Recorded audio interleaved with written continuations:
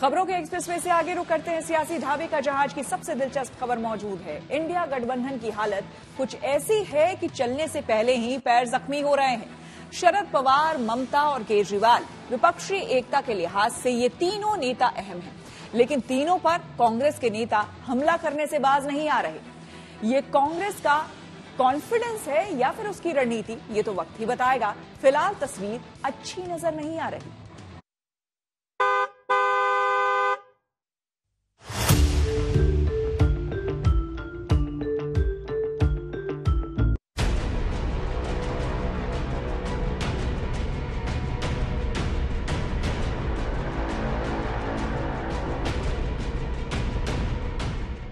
ये गजब का गठजोड़ है, जहां दिल में एक दूसरे के लिए जगह भरा है, लेकिन हाथ मिलाने की होड़ है।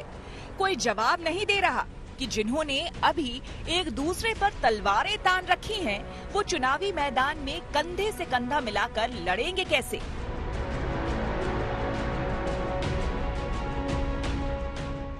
देखिए, बहुत छोटे छोटे नेता हैं जिनकी जमानतें एमएलए इलेक्शन तक में नहीं बची हैं, उनकी क्या वैल्यू। अनिल चौधरी और अलका लांबा ने बयान, दोनों की जमानत कहाँ बची, दोनों की ही नहीं बची, दोनों की मिला लो तो भी नहीं जीतेंगे। ये आम आदमी पार्टी के जो छोटे छोटे नेता जो बयानबाजी कर रहे हैं, बेशक उच्च पदों पे बैठा दिए गए हैं, इनकी राजनीतिक सूझबूझ कितनी है आप 2 दिन में इनके बयानों के अंतर में आप समझ सकते हैं। एक रहमो करम पे बैठा हुआ मंत्री जो दिन भर दुआ करता है, जो मंदिर में जाके घंटी बजाता है, प्रसाद बांटता है कि सिसोदिया जेल से बाहर ना आए, क्योंकि सिसोदिया जेल से बाहर आया तो उसकी नौकरी जानी पक्की है, तो वो तो दुआ कर रहा है। और वो ये कहे तो उसको इतनी अकल होनी चाहिए कि कांग्रेस पार्टी को आप नहीं रोक सकते हम तैयारी करने से। ये हमारा संगठन है, तुम्हारा संगठन नहीं है। मेरे संगठन की तैयारी मैं नहीं करूंगा तो क्या अरविंद केजरीवाल करेगा। सौरभ भारद्वाज दिल्ली सरकार में बड़े मंत्री हैं, केजरीवाल के करीबी हैं, तो अनिल चौधरी दिल्ली कांग्रेस के अध्यक्ष हैं। दोनों के बीच कैसे सियासी ताल्लुकात हैं, ये एक दूसरे के बयान से साफ है। अब ये समझ लीजिए कि बयानों की बमबाजी क्यों हो रही है। एक दिन पहले कांग्रेस आलाकमान के साथ दिल्ली कांग्रेस की बैठक हुई, जिसके बाद अलका लांबा ने एक विस्फोटक बयान दिया।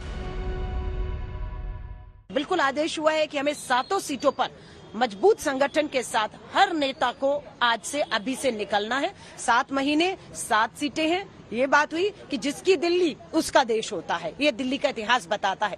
इसलिए कहा गया कि बिल्कुल 7 पर तैयारी रखनी है और मजबूती के साथ हमें निकलना। तो फिर इंडिया अलायंस में जाने का कोई मतलब नहीं है, वेस्ट ऑफ टाइम है।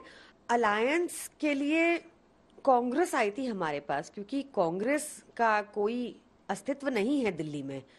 तो इंडिया अलायंस की अब नेक्स्ट मीटिंग हम अटेंड करते हैं कि नहीं, ये टॉप लीडरशिप डिसाइड करेगी। जैसे कि दिल्ली कांग्रेस की ओर से दिल्ली की सभी सीटों पर चुनावी तैयारी का ऐलान हुआ। आम आदमी पार्टी ने इंडिया की बैठक से किनारा करने की चेतावनी दे दी। हालांकि दिल्ली के कांग्रेस प्रभारी ने सुलह शांति कराई कि सीटों पर बात नहीं हुई। फिर भी समझ ये नहीं आ रहा कि गठबंधन के बावजूद कांग्रेस के नेता आक्रामक बयान क्यों दे रहे हैं। महाराष्ट्र में ही देख लीजिए, जहां राज्य कांग्रेस के नेताओं ने शरद पवार के खिलाफ मोर्चा खोल रखा है।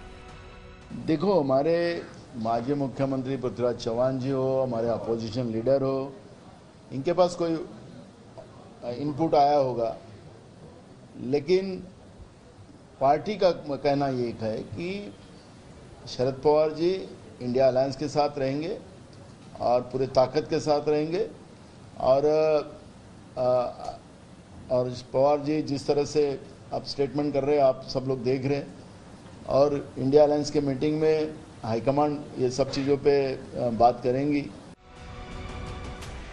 ये सूरत हाल तब है जब इस महीने के आखिर में ही इंडिया गठबंधन की तीसरी बैठक होनी है।